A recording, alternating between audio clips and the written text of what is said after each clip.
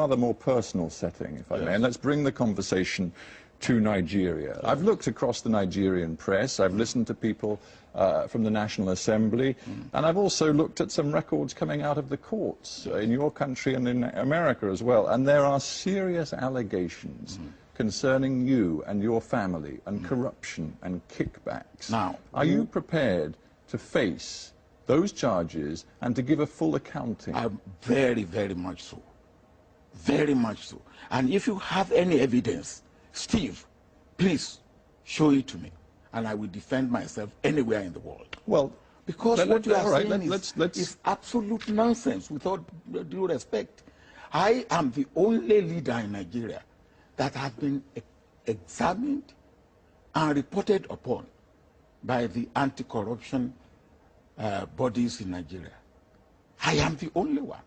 When your successor took over, he described corruption in the country as endemic, and he said it was the country's elite that was responsible. Well, he's one of them. One of what? He's one of Nigeria's elite. Well, of course he is, and he's saying, as he takes over and looks at what is happening inside government, there is corruption to the very top. That doesn't reflect well on you. He said that, did he mention Obasanjo?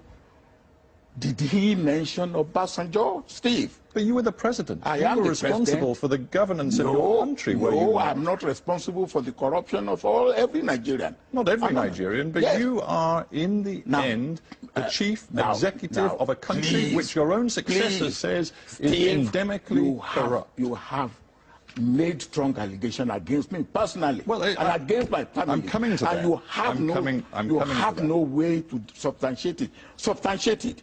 And if not that this is something where you are taking undue advantage, I will have even say that. Let's talk. I will go beyond here. Well, let's talk specifics then. Halliburton and various Halliburton subsidiaries have paid vast amounts of money in fines in the United States because of bribes and corruption paid out to Nigerian officials. And if one takes the testimony... Are those Nigerian officials, am I one of them? Well, let's talk about that.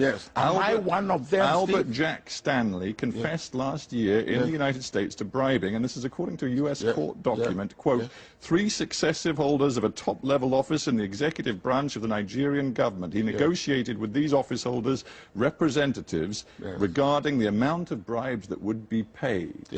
Now, if one cross-checks that, I'm coming to that, if one cross-checks that with the testimony before a French prosecutor of Jeffrey Tesla, another Halliburton agent involved, I'm sure you know these names, he named you as one of 3 successive Nigerian heads of state who'd been involved in negotiations with the Halliburton subsidiaries, which were later in a U.S. court found to have been guilty of bribes and corruption on a massive scale. Tesla will never say that. Tesla, it's in the French records. Let Tesla bring out because by the time, when you say somebody is guilty of corruption, there must be the giver, there must be the taker, and there must be the evidence. Did you have communication with Jeffrey Tesla? No. Never? No. Absolutely never, despite anything he has testified. Not me personally. As you know, he's been arrested, and the U.S. is now seeking his extradition. Are you worried about what he may say in a U.S. court? I am not worried. He will bring evidence. I'm not worried. I am not worried. I am very, very sure of my position and my stand. All right? I do not say that people in my government were not corrupt. But I am. Well, let's stop you just there. Are you saying that people in your government were corrupt? Of course, I will not. Can you say the people in the government of any country are not corrupt? But I'm talking about senior people. I'm talking about ministers. I'm talking about your closest allies. Do you now believe some of them were corrupt? Well, my vice president had something to do with Jefferson, which is part of the case in America. I don't know whether corruption has been proved or not, but he had a question to answer. Is it not a terrible failing? And we'll leave aside, perhaps for the courts to decide whether you personally can be held to account for any of this, but do you accept it was a terrible failing for you as president to see inside your government, at the very top of your government, according to your own successor, that there was rampant corruption? I do not accept that, because if in any government, somebody is found to be corrupt, the onus lie on the head of that government to bring that man to book. When I was the head of government, there's no case of corruption against any minister, any high government official. But that just shows the system doesn't work. No, I don't agree with you. But you've admitted to me that corruption was prevalent in your country when you were president, and yet not one senior official inside your federal government has been convicted of serious corruption. I do not agree with you. You don't have your facts correct. In my government, 3 ministers were charged to court. In fact, one died in the process. The Inspector General of Police was charged and convicted. The President of the Senate in my own party was charged to court. A Minister of Education was charged to court.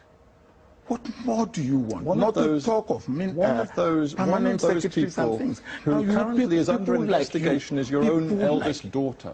Yes, your own eldest daughter. Yes, what happened to my eldest daughter? She is still being investigated by the anti-corruption watchdog inside your own country. So what?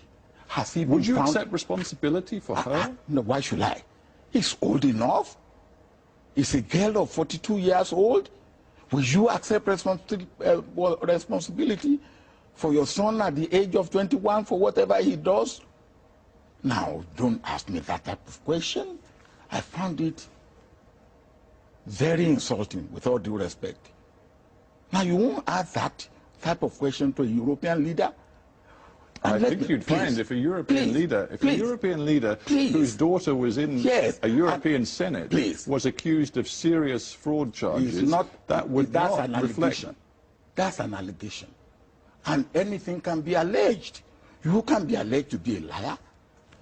And when it's investigated, if you are not a liar, that is the allegation goes. That's an allegation.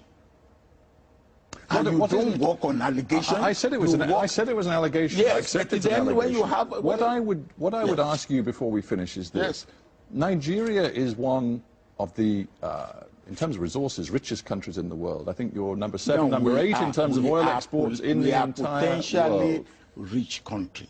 We are not. Well, your oil reserves are proven and they are vast, and yet, according to UN figures, something like 1/3 of your population lives in extreme poverty, and that was the case when you left office. Can you explain why that was the case?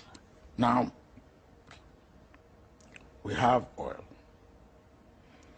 but compared with the population of Nigeria, of over 150 million, and the oil that we are getting, compared with any other country, what is the population of Saudi Arabia?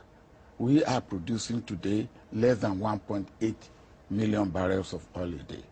Saudi Arabia is producing 9 million barrels. Now you cannot compare. So, or UAE or Kuwait. So when you make this comparison, make it in the right context.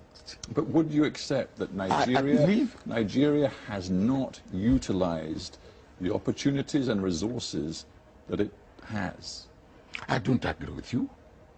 Nigeria has used the opportunities and resources that it had to the best of its